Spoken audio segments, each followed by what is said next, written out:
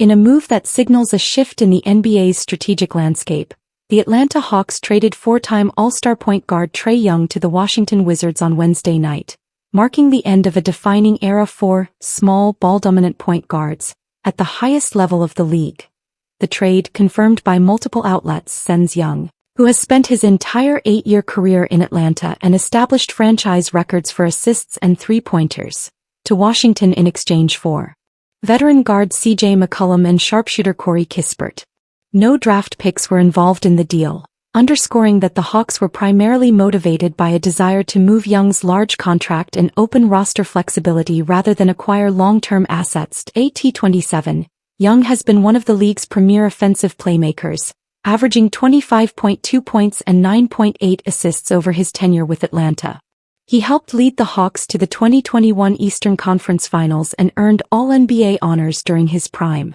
But this season has been marred by injuries. He has appeared in just 10 games, and a team that has performed better defensively and more cohesively without him on the court.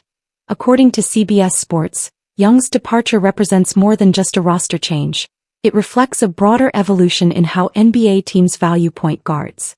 The league has increasingly deprioritized smaller, isolation-heavy lead guards who struggle defensively and demand the ball on every possession.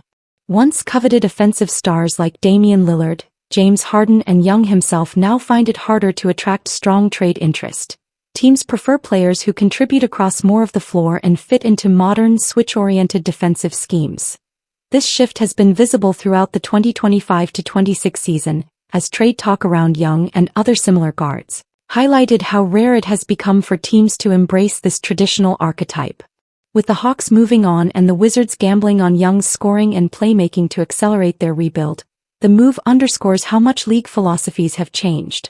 Offense alone is no longer enough to justify franchise-altering investments in point guards without defensive and team-fit versatility.